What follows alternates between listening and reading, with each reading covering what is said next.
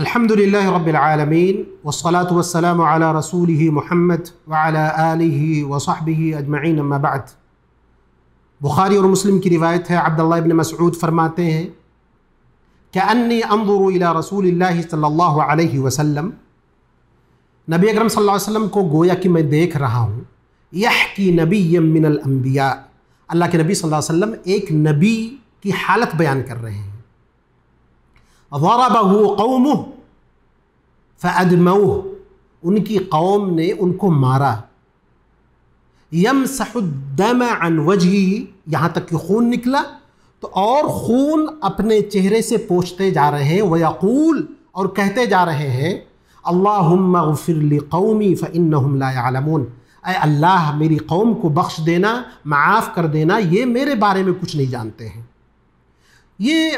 بہت عظیم روایت ہے، اور اس میں دعوت میں جو لوگ کام کرنے والے ہیں، لوگوں کو صحیح راستہ بتلانے والے ہیں، ان کے لیے بہت بڑا سبق موجود ہے۔ پہلی چیز اس حدیث میں یہ کہ کسی نبی کا تذکرہ ہے، تو اس سے نوح علیہ السلام بھی مراد ہو سکتے ہیں، اور اللہ کے نبی جناب محمد الرسول اللہ صلی اللہ علیہ وسلم بھی مراد ہو سکتے ہیں، کیونکہ غزوہ احد کے موقع پر آپ صلی اللہ علیہ وسلم کے چہرے پر خون آ رہا تھا، اور آپ صلی اللہ علیہ وسلم یہ فرما رہے تھے کہ میرے قوم کو معاف کرنا، کیونکہ ان کو علم نہیں ہے، تو آپ صلی اللہ علیہ وسلم بھی مراد ہو سکتے ہیں، اور دوسرے بھی انبیاء مراد ہو سکتے ہیں۔ یعنی اس سے اس بات کا پتہ چلا کہ جتنے بھی انبیاء گزرے ہیں ان کو اپنی قوم کی طرف سے مشکلات کا سامنا کرنا پڑا ہے، کسی کو مارا گیا، کسی کو قتل کیا گیا، کسی کو اذیت پہنچائی گئی، ہر نبی کو کچھ نہ کچھ جھیلنا پڑا ہے اپنی قوم کی طرف سے۔ اسی طرح اس حدیث میں اس بات کا بھی تذکرہ ہے، اور یہ اشارہ ملتا ہے کہ جو لوگ اللہ کے راستے میں کام کر رہے ہیں، اللہ کی طرف دعوت دے رہے ہیں، لوگوں کو صحیح اسلامی تعلیمات کی طرف بلا رہے ہیں، ان کو اس چیز کا سامنا کرنا پڑ سکتا ہے۔ تو ان کے لیے اللہ کے نبی جناب محمد الرسول اللہ صلی اللہ علیہ وسلم اور تمام انبیاء اسوہ اور نمونہ ہیں کہ وہ اپنی قوم کی اذیت پر صبر کریں، اور ان کی طرف سے جو تکلیف پہنچے، وہ تکلیف چاہے زبان سے ہو، یا مار کے ذریعے ہو،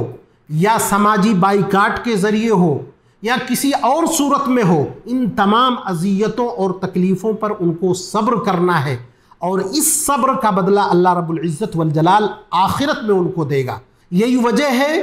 کہ انبیاء علیہ السلام کے بعد علماء،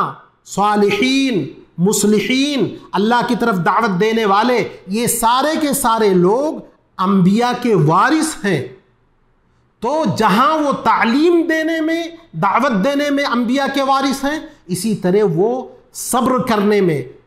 اذیت کو برداشت کرنے میں، مشکلات کا سامنا کرنے میں بھی وہ انبیاء کے وارث ہیں۔ اسی طرح ایک داعی، ایک معلم،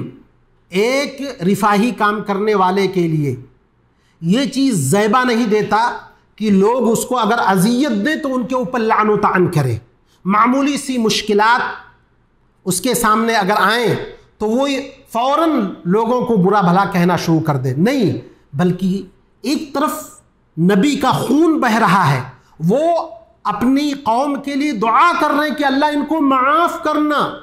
کیونکہ ان کو علم نہیں ہے۔ یہ بہت بڑے جگر کی بات ہے کہ